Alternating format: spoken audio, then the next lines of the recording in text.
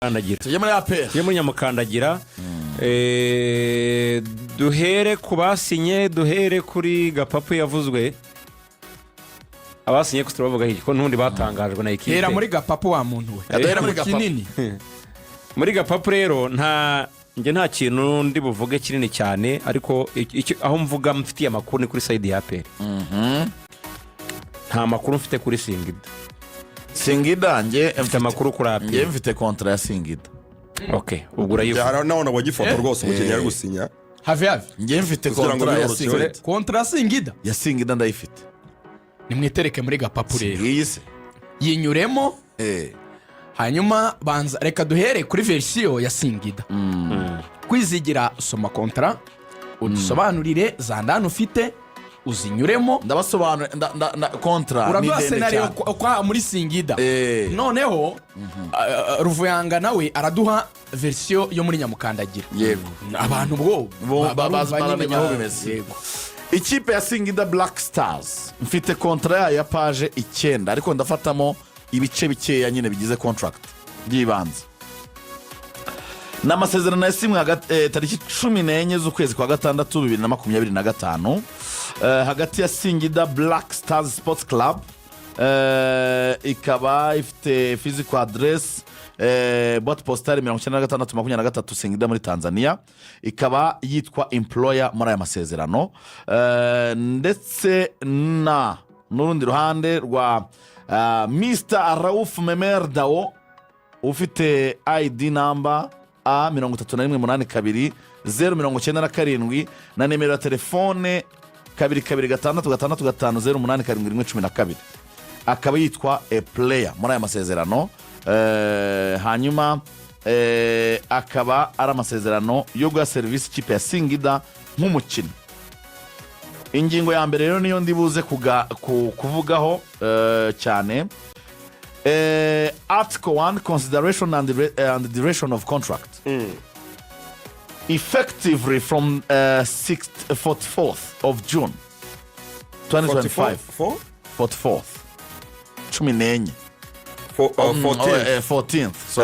14th day of June 2025 itariki 14 z'ukwezi kwa gatandatu yego in a consideration $150,000 miliyoni 150 by'amadolari y'Amerika which will be paid in 3 installments bizishyurwa mu bipengeri mu byiciro bitatu yego muri kontra banditse nabi baguma kwandika 70 bandika $7,000 ariko entre parenthèses bandika 70 $70 inshuro ebyiri bakazishyura ndasigaye ku nshuro ya gatatu oya birasobanutse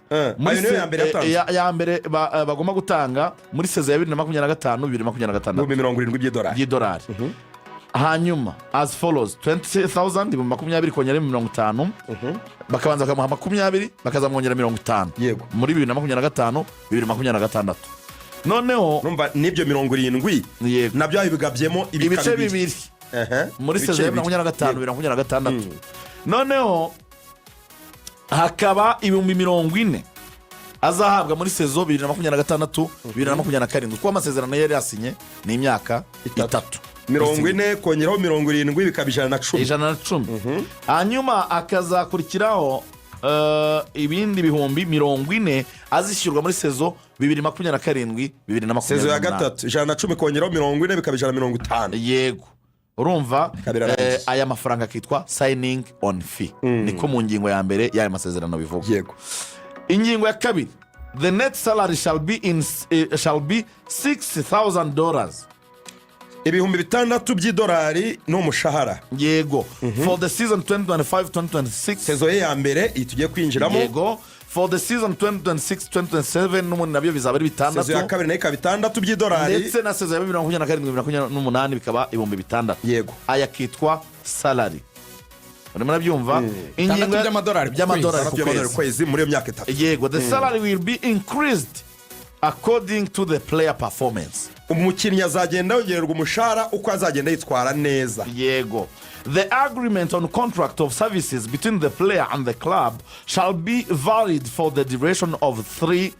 seasons 33 months iyo kontra urimo gusoma yari kuzagira agaciro mu gihe cy'imyaka 3 yego mu gihe cya sezo 3 from the date of signing this contract provided that the same may be renewed or extended subject to the absolute discretion of the employer and the club. The player is not allowed to institute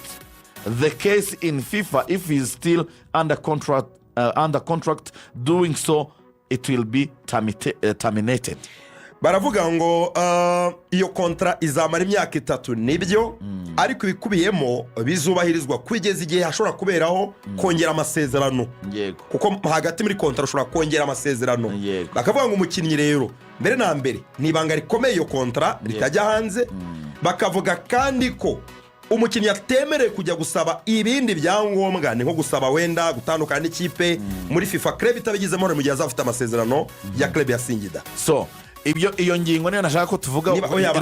tubwira ikintu cy'ingenzi yego iyo ishobora kuba kontra cyangwa ikaba draft iyo kontra isinyweho n'abandi icyo gikomeye cyane kuko kontra ntago ari kuba ngo ni ibyanditse ushobora no kubimuha akabyanga kuba ari draft bamupropoje akabyanga iyo ni kontra asinyeho bitwereke tubanze tubyemere iyi kontra yanditswe kuri 14 isinywa tariki 17 isinyweho n'abandi yasinyweho na Muhibu Kanu Singida Black Stars manager ngo n'uruhande rumwe rwa club yego tabanyeho sinyatire y'umukinnyi nta kirabizi hanyuma dangise ngiyi sinyatire y'umukinnyi signed and delivered by the said Rauf Memerdao who is known to me personally ngiyi player signature reba na kashe yanditseho ko ari ya katibu mukuru zana ibintu by'amakontra iyi ni sinyatire cyane kwa gusharu ariko irasinye pe iteho kashe sinyiri muri kashe irasinye iteho kashe ni umukinnyi oya ni equipe ari umunyabanga w'ikipe ariko umukinnyi n'umwe ko asinya muri atendabyemeye yarayisinye rwose keretse wenda ntagaragara amakuru yuko wenda ari impimbano ariko irasinye rwose urabona ko ari PDF hanyuma iyo contract yavuye kuri CEO wa Singida. Ngiye kubaza ikibazo kimwe. CEO wa Singida Black Stars. Mfite ikibazo cyo kuba aho yavuye. Uyu mukinnyi yarashoje ubundi mu ikipe ya Sonabel. Reka bari honge. Iyo niyo key. Aperi ko transfer ni bakabayobye. Ngiye ikintu cya mbere nshaka. Aperi Ruvuyanga kuri iyi case bansubize. Yarashoje bamubije cyane. Yarashoje bya biri valide ariko atarashoje ntabwo byaba valide. Reka mvuge ibyo nshaka kuvuga rega. Kwizigira arakoze nyine azanye version ya Singida kandi with facts musiga rwose overwhelming dore ngiri rwose kwizigira kira kora mu biganza by'umushefu mugenzi wawe ndemeye uri mubi cyane iyi sama uri mu ngamba zitarabaho mu mateka y'umuziki nyarwanda ngewe nta facts mfite nk'izakwizigira ariko amakuru ngiye kuvuga nyahagazeho izo nizo factor aho izo ni factor izo ni factor ubwo ibimenye amakuru ngiye kuvugana nyuma y'ikiganiro mpamagawe nayavuga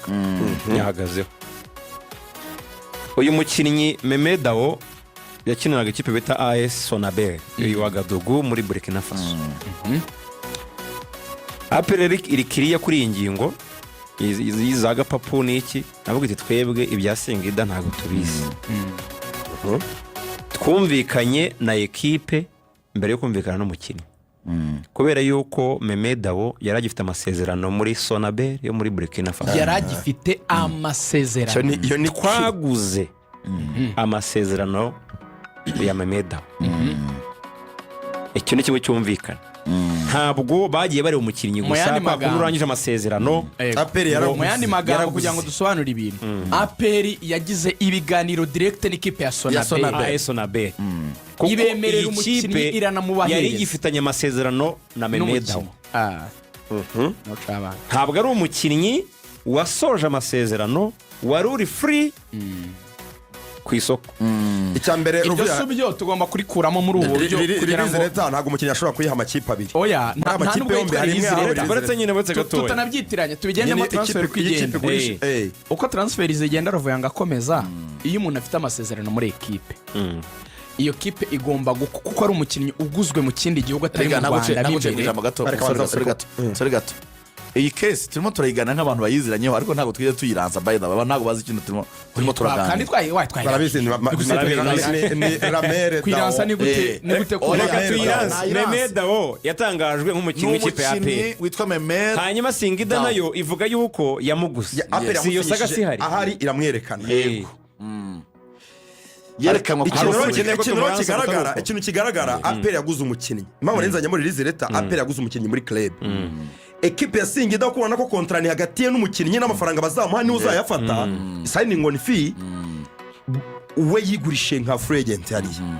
Niyo mpamvu kugira ngo dukoremo ibi bintu mu buryo bworoshye ikintu cyitwa release leta n'ibindi bicanga abantu kandi ari amagambo yoroshye. What we call release leta mu mupira it's nothing, ni zero rwose. You can be released utanahawe ibaruwa.